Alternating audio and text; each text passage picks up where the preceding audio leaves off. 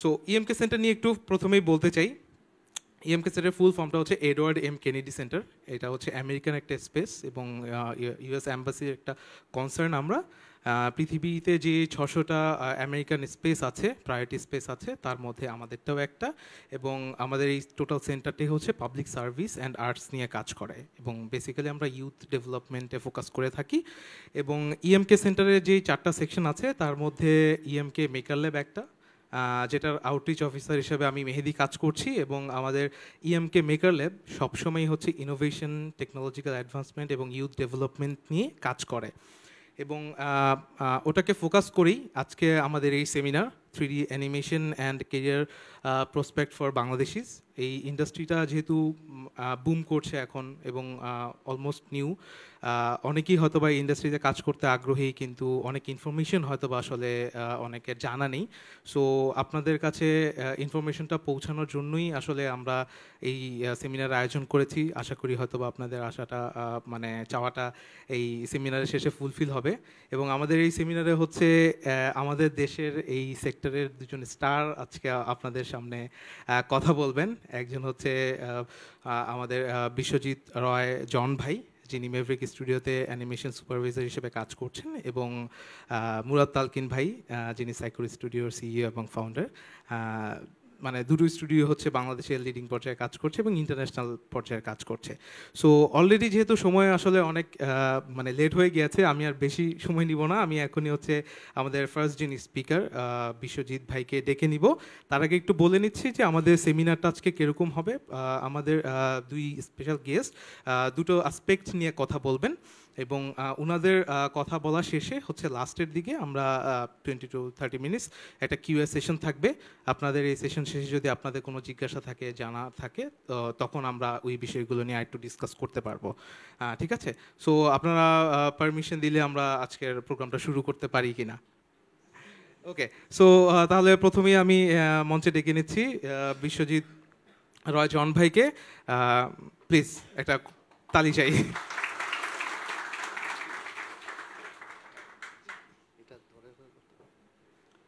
So hello, কেমন আছেন আপনারা? সো অনেক মানুষ, একটু নার্ভাস ফিল করছি। আর আমি স্পিকার হিসেবে মানে এত ভালোভাবে গুছিয়ে বলতে পারি না। আমি শুধু চেষ্টা করব যে এই 3D অ্যানিমেশন এই ব্যাপারটা আপনাদের কাছে সহজভাবে কীভাবে বোঝানো যায় এই জিনিসটা ট্রাই করব। সো আমি একটু শুরু করি আমাদের। আমি একটু গুছিয়ে এনেছি আমার নিজের জন্য এবং আপনাদের জন্য, যে কোনো কিছু যদি আমি মিস করে ফেলি তাহলে হয়তো এখান থেকে আপনারা সেই ইনফরমেশনটা পাবেন। সো প্রথম আমি আমার সেলফ ইন্ট্রোডাকশন দিব, দেন 3D অ্যানিমেশন পাইপলাইন কীভাবে কাজ করা হয় সেই জিনিসটা কথা বলবো, এবং some suggestions about learning animation.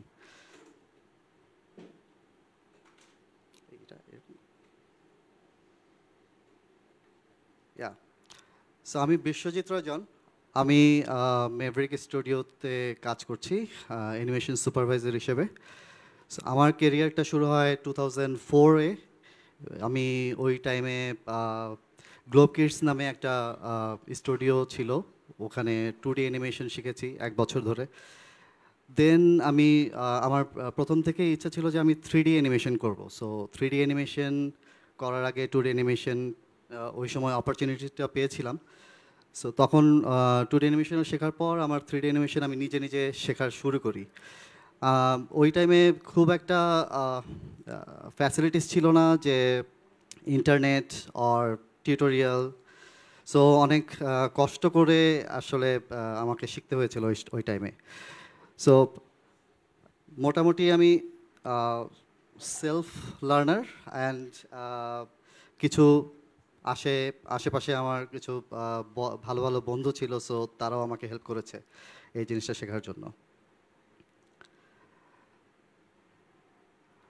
So আমি এখন মেভরিক স্টুডিওসে আছি। আমি সিবাগ, দ্যাট মিন্স চাচা বাহিনীর আজব কাহিনী অ্যানিমেটেড সিরিজ, সো এইটা নিয়ে কাজ করছি এবং এইটার অ্যানিমেশন সুপারভাইজিং করছি।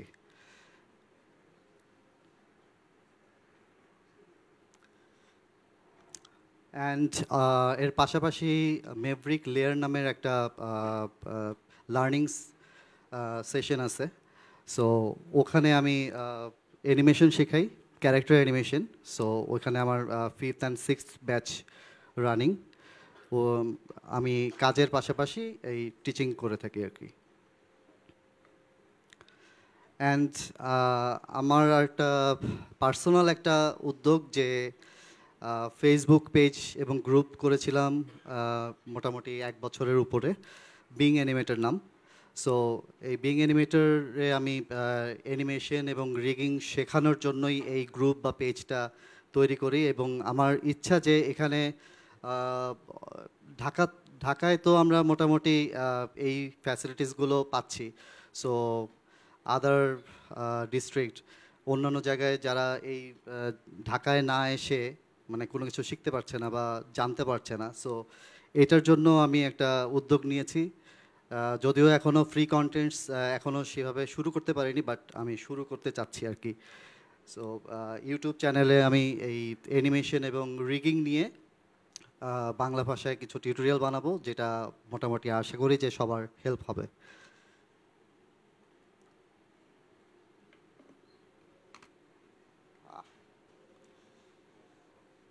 অ্যান্ড আমি আমার কিছু মানে কেরিয়ার আমার কীভাবে শুরু হয়েছে এবং আমি কোন কোন কোম্পানিজে জব করেছি সেটা নিয়ে একটু কথা বলি।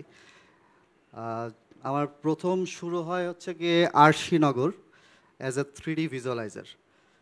সো যেহেতু আমি 3D অ্যানিমেশন করতে চাই, অ্যান্ড ওই টাইমে খুবই টাফ ছিল আমার কাছে যে আমি কোথায় শিখবো বা কি করব, আমার কোনো রিসোর্স ছিল না। সো আমার এক ফ্রেন্ড বলল যে তুমি আগে 3D লাইনে আসো, তারপর তুমি দেখো যে কীভাবে তুমি তোমার ড্রিমের কাছে পৌঁছাতে পারো। সো আমি 3D ভিজুয়ালাইজার হিসেবে কাজ করা শুরু করি। 3D বিল্ডিং তৈরি করে সেটাকে রেন্ডার করা, এই এই ওয়েতে শুরু করি। দেন আমি এরপর কেএনবি লিমিটেড, সো এখানেও আমি 3D ভিজুয়ালাইজার হিসেবে কাজ করা শুরু করি ওর পরে। And then Deep Red Game Studios ছিল এক সময়, সো সেখানে আমি 3D মডেলার অ্যান্ড অ্যানিমেটর হিসেবে তখন প্রথম কাজ করার সুযোগ পাই। After that Click House Studios, so এটা একটা বড় স্টুডিও ছিল, ওখানে আমি ফুল টাইম 3D অ্যানিমেটর হিসেবে কাজ করার সুযোগ পেয়েছিলাম। অ্যান্ড এরপর হচ্ছে অগ্নিরথ স্টুডিওস, ওখানে আমি লিড অ্যানিমেটর হিসেবে কাজ করেছিলাম প্রায় 2 বছরের মতো। অ্যান্ড এরপর হচ্ছে গিয়ে আমি মেভরিক স্টুডিওসে এখন পর্যন্ত আছি, এখানে অ্যানিমেশন সুপারভাইজার হিসেবে কাজ করছি। সো আমার এই পুরা কেরিয়ারের ধাপগুলো হচ্ছে এইগুলো, যে আমি আমার ড্রিমকে মানে ড্রিমটা বাস্তবায়ন করতে হবে, অ্যান্ড আমাকে এই 3D লাইনেই থাকতে হবে। এইভাবেই আমি সারভাইভ করার জন্য 3D ভিজুয়ালাইজার হিসেবে কাজ করেছি, 3D মডেলার হিসেবে কাজ করেছি। দেন আমি আমার অ্যানিমেশন জবটা পেয়েছিলাম, অ্যান্ড আমি এখন এটা কন্টিনিউ করছি। সো আমি আমার কিছু কাজ দেখাতে চাই, যদিও সব তো আছে।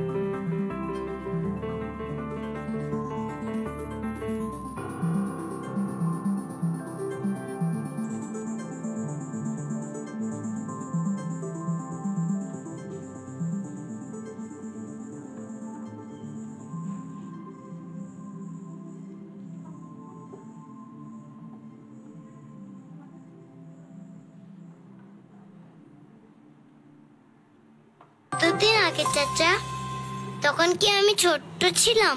আরে না না না, এটা আরো অনেক আগের কথা। তখন তুমি তো হওনি, তোমার বাবা মারও জন্ম হয়নি। ও তো গুড কোশ্চেন। আসলে হয়েছে কি, আসলে আমার ভুল, তোমরাই ঠিক ধরেছো। আসলেই প্রজাদের খুশি হওয়ার কোনো চাচা এতবার বিয়ে করেছে। চাচা চাচা আমরা না বড় হলে 5টা বিয়ে করব। আরে না না না না, আরে আরে এটা তো হচ্ছে অনেকদিন আগের কথা। তখন হচ্ছে এইরকম নিয়ম তো ছিল। রানীরা অনেকগুলো রাজা বিয়ে করতো। না না, রানীদের সবসময় একটাই রাজা থাকে। কেন? তুমি কিছুই বুঝো না। না না, হবে না হবে না হবে আচ্ছা না। আচ্ছা, শোনো শোনো শোনো শোনো, আসলে আসলে আসলে আমি ভুল বলেছি। রাজার আসলে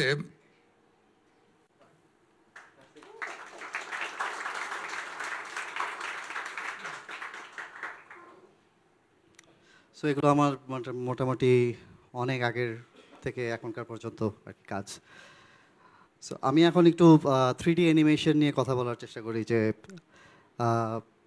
প্রথমেই আমি বলি যে 3D অ্যানিমেশনটা আসলে কি কি কাজে লাগে, মানে কোথায় কোথায় ইউজ করা হয়, আমরা কোন কোন সেক্টরে দেখছি 3D animation. So live action ফিল্মে আমরা 3D অ্যানিমেশন দেখি। ইভেন সরি,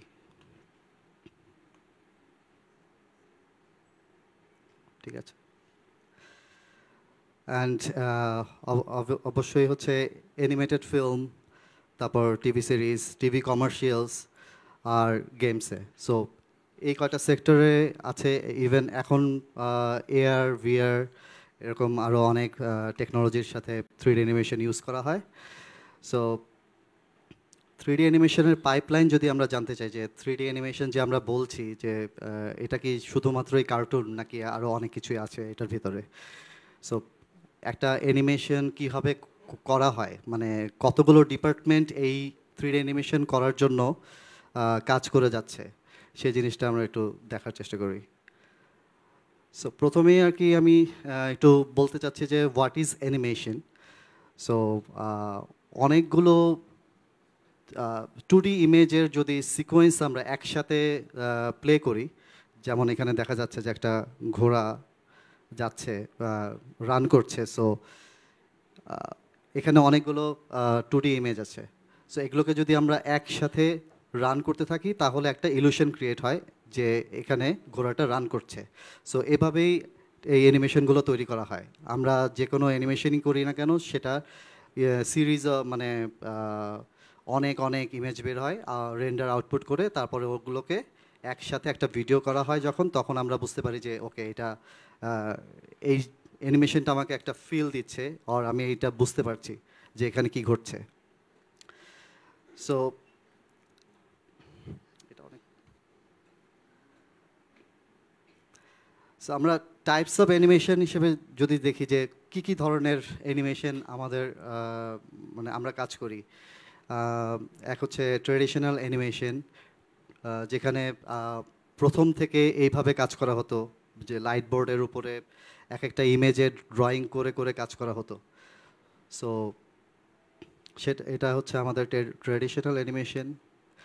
দেন 2D অ্যানিমেশন ভেক্টর বেসড, যেখানে আমরা আফটার ইফেক্টসে আর ইলাস্ট্রেটরে এই ক্যারেক্টারগুলো বানিয়ে আমরা যে অনেক কিছু সফটওয়্যার আছে যেগুলো ভেক্টর বেসড অ্যানিমেশন করে দেয়। সো এই ধরনের অ্যানিমেশনকে আমরা বলছি যে ভেক্টর বেসড 2D অ্যানিমেশন। এরপরে হচ্ছে 3D অ্যানিমেশন, যেখানে computer CG computer graphics use করে 3D মেশ ইউজ করে আমরা অ্যানিমেশন তৈরি করছি। সো এটা হচ্ছে 3D অ্যানিমেশন। এরপর হচ্ছে মোশন গ্রাফিক্স অ্যানিমেশন, যেখানে টাইপোগ্রাফি, অ্যানিমেটেড লোগো, এই ধরনের মোশন গ্রাফিক্স ডিজাইনিং যেই পার্টগুলো আছে এই টাইপের অ্যানিমেশন আছে। অ্যান্ড এটা অনেক প্রবলেম হচ্ছে। And stop motion animation. So আমরা স্টপ মোশনের ফিল্মও দেখেছি, অ্যানিমেটেড ফিল্ম দেখেছি। সো এখানে সব ক্যারেক্টারগুলো বা সেটগুলো ডিজাইন করা হয় ম্যানুয়ালি, ফিজিক্যালি ডিজাইন করা হয়, অ্যান্ড এগুলোকে নাড়ায় নাড়ায় তারপরে অ্যানিমেশন করা হয়। এখানেও এক একটা ইমেজ বের করা হয়, এরকম আমি যেরকম বলেছি যে সিরিজ অফ ইমেজেস, সো এখানেও ওইভাবেই কাজ করা হয়। সো আমাদের প্রোডাকশন পাইপলাইন যদি দেখা হয় তাহলে আমরা মোটামুটি 4টা ভাগে ভাগ করতে পারি। একটা যে কোনো স্টোরিকে আমরা যদি এখন অ্যানিমেশনের আউটপুট দিতে চাই তাহলে আমরা এই 4টা পার্টকে টাচ করতেই হবে। যেমন একটা হচ্ছে কনসেপ্ট, একটা হচ্ছে প্রি প্রোডাকশন, একটা হচ্ছে production and post production.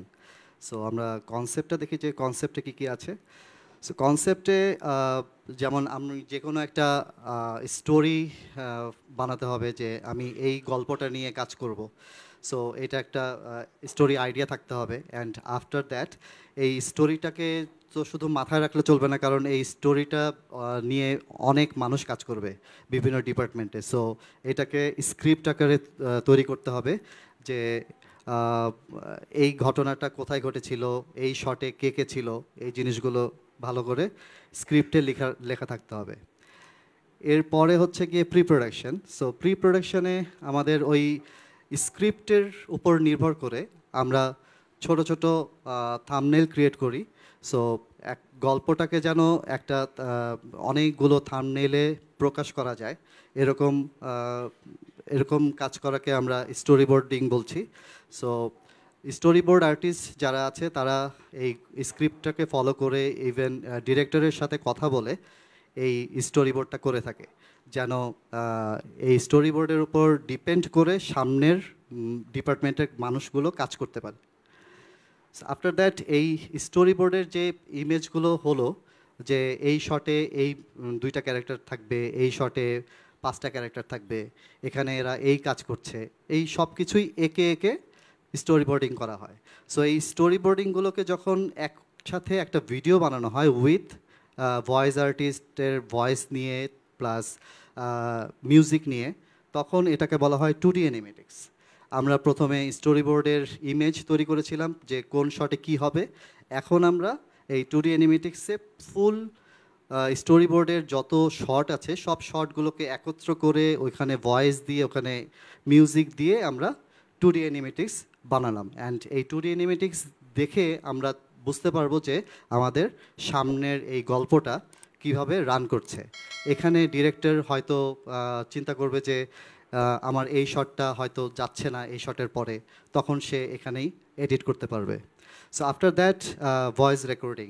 So এই অ্যানিমেটিক্স হওয়ার পর ভয়েস আর্টিস্ট যারা আছেন তারা এই অ্যানিমেটিক্স দেখে তারপর তারা তাদের ভয়েস দিবে, অ্যান্ড এই ভয়েসগুলোকে তখন ওই পরবর্তীতে ওইটাকে রিফাইন করা, তারপরে প্রসেস করা, এই জিনিসগুলো করা হয়। And after that character, props, environment, concept art. So আমাদের এই স্টোরি বোর্ডের মধ্যে ধরেন একটা শর্টের মধ্যে কোনো এনভায়রনমেন্ট আছে, সো এই এনভায়রনমেন্টটা কেমন হবে এইটার ভিজুয়ালাইজেশন করার জন্য কনসেপ্ট আর্টিস্ট কনসেপ্ট আর্ট করে থাকে। ইভেন ক্যারেক্টার, আমাদের এই গল্পের ক্যারেক্টার কেমন হবে দেখতে, এবং ওই ক্যারেক্টারের বয়স কেমন বা ওই ক্যারেক্টারের ড্রেস কেমন থাকবে, সো এই সব কিছুই ডিফাইন করবে এই কনসেপ্ট আর্টিস্ট।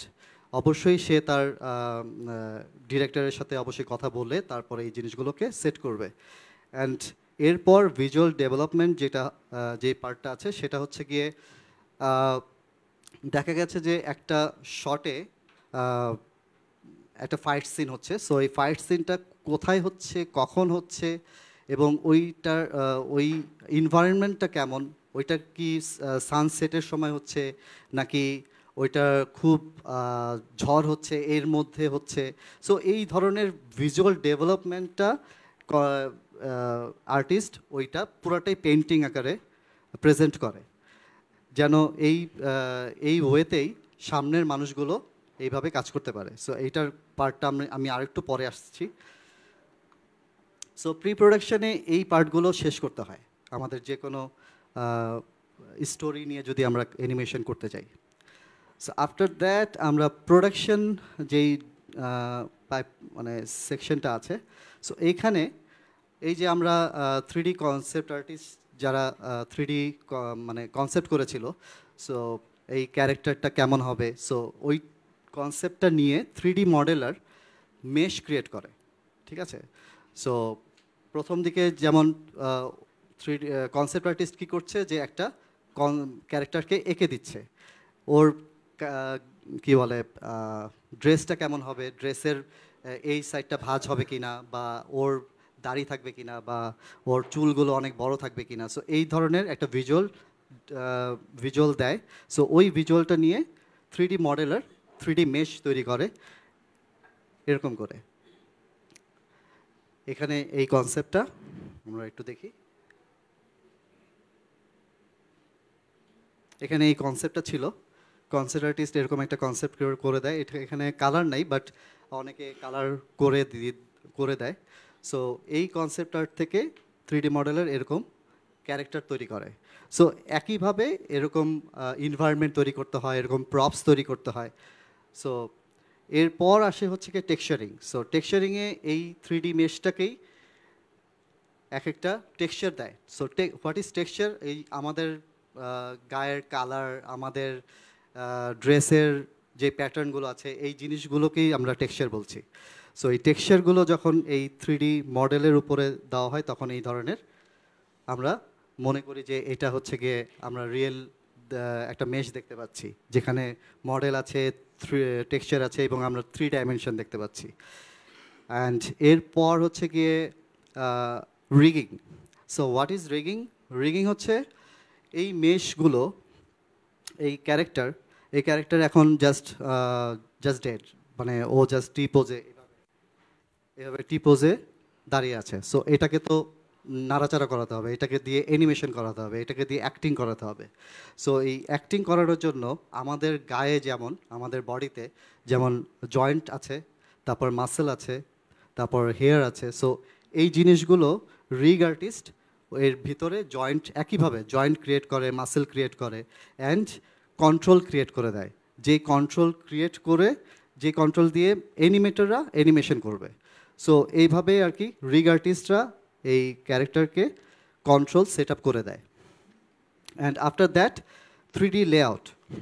সো সে আমাদের 3D সব মেশ তৈরি হয়ে গেল আমাদের এক একটা শটের, এবং ক্যারেক্টার তৈরি হয়ে গেল, রিগিং তৈরি হয়ে গেল। এখন ওই যে আমরা যে স্টোরি বোর্ডে কোন শটে কি হচ্ছে, এবং মেবি একটা শটে দেখা যাচ্ছে যে দুই পাশে পাহাড়, সামনে দুইটা ক্যারেক্টার কথা বলছে।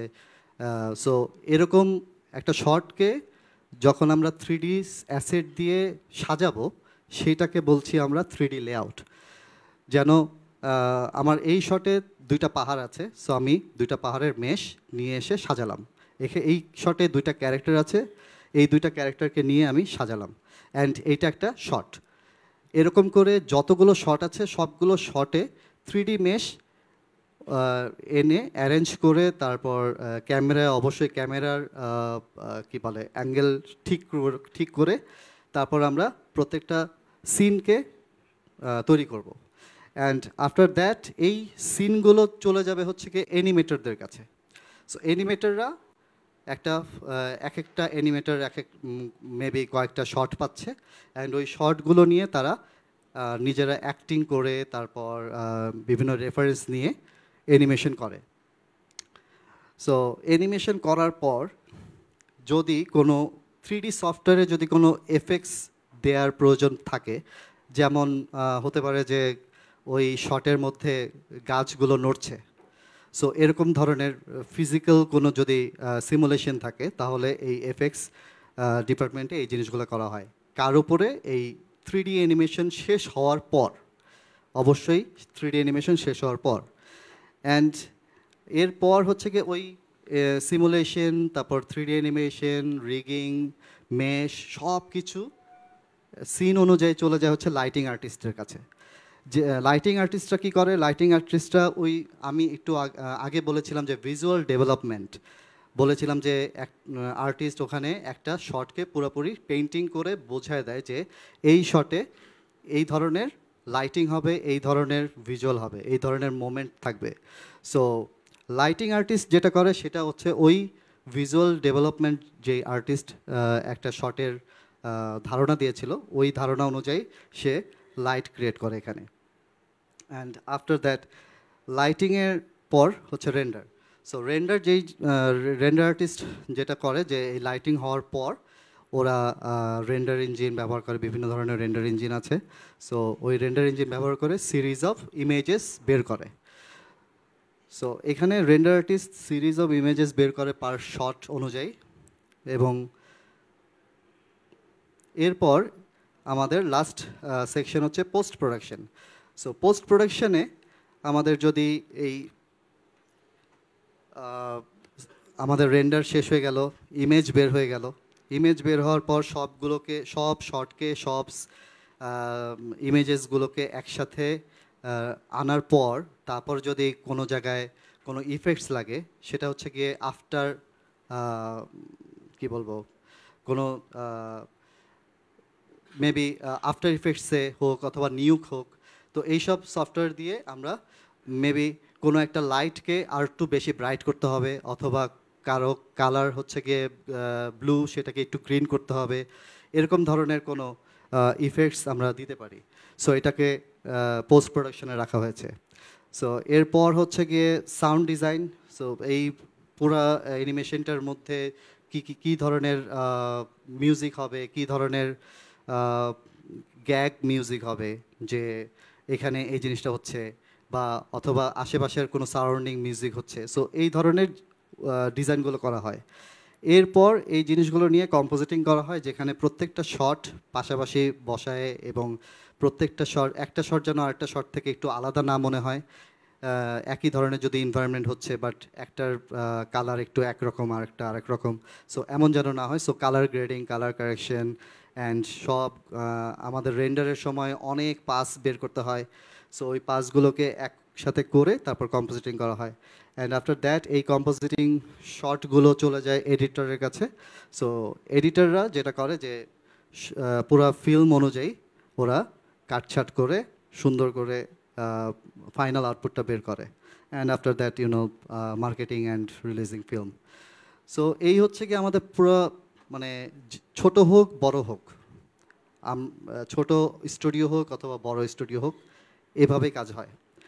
অ্যান্ড এরপর হচ্ছে গিয়ে আমি কিছু কথা বলতে যাচ্ছি, কিছু সাজেশন দেওয়ার চেষ্টা করব যে লার্নিং অ্যানিমেশন সম্পর্কে। সো আমাদের সময়ে যেই জিনিসটা ছিল যে আমরা মানে ইন্টারনেট ফ্যাসিলিটিস অনেক কম পেয়েছি, বাট এখন মানে এটা কোনো ব্যাপার না। সো আমাদের সেলফ লার্নিং হিসেবে যদি আমরা চাই যে আমরা কীভাবে শিখতে পারি, দেন আমরা অবশ্যই, আমাদের গুগল আছে, আমাদের ইউটিউব আছে, গুড পিপল আছে আশেপাশে। সো সবার সাথে কমিউনিকেট করা অ্যান্ড মানে এখানে একটা মজার ব্যাপার হচ্ছে যে আমরা সবাই হেল্পফুল, যে যার কাছে যাব, যে কোনো কোশ্চেন করবো, নো প্রবলেম।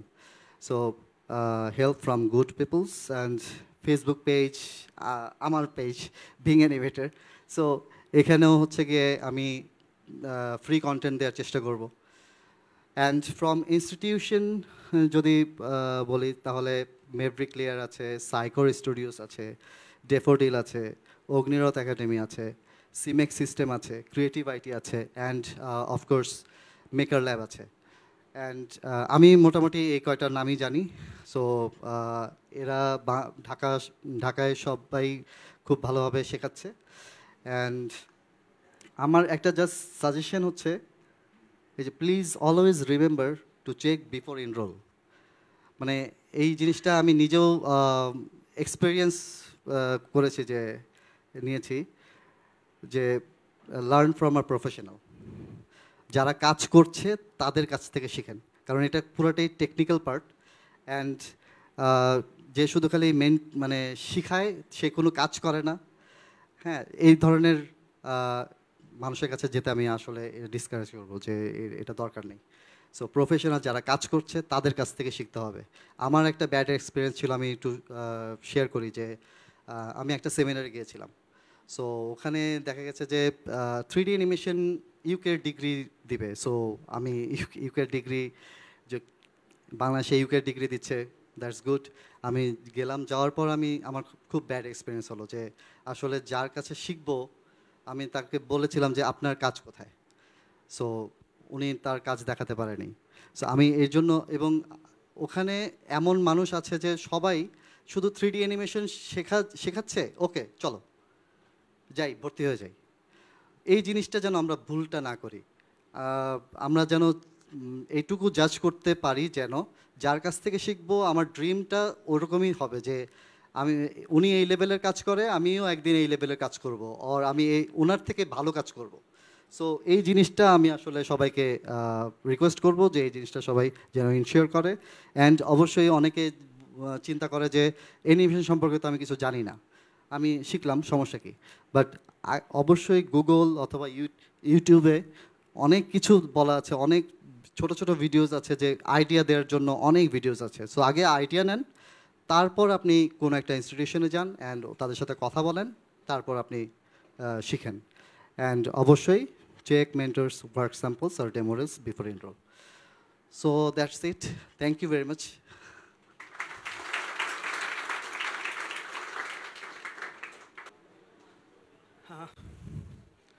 সো আমরা হচ্ছে এখন ডিরেক্টলি কিউএনডেতে চলে যাব। আপনাদের যেটা করতে হবে যে আমরা হ্যান্ড রেজ করবো, তারপর হচ্ছে সিলেক্টিভলি আমরা কয়েকজনের কোশ্চেন নিব, ঠিক আছে? সো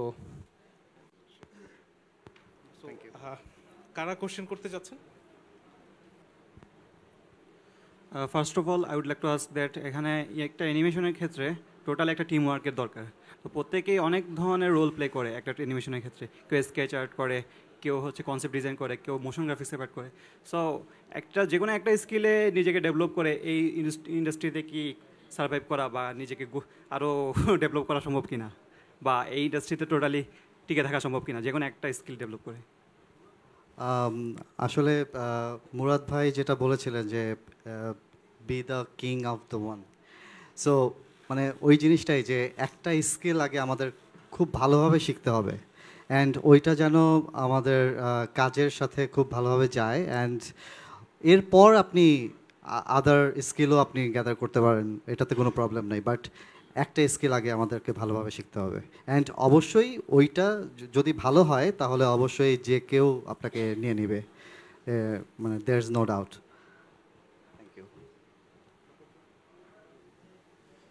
আমার কোয়েশ্চেন হচ্ছে জন ভাইয়ের কাছে যে আপনি তো ভিজুয়ালাইজার থেকে স্টার্ট করেছেন, পরে হচ্ছে গিয়ে আরও বিভিন্ন টাইপের জব থেকে অ্যানিমেশনে গেছেন।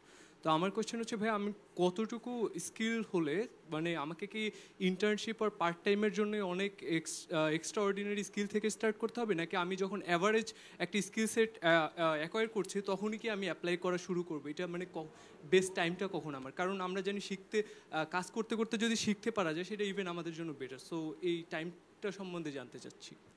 আচ্ছা, টাইমটা হচ্ছে কি সম্পূর্ণই এক, হচ্ছে আমি বলবো যে নিজের ওপর যে লার্নিং টাইমটা আমি কতখানি নিচ্ছি।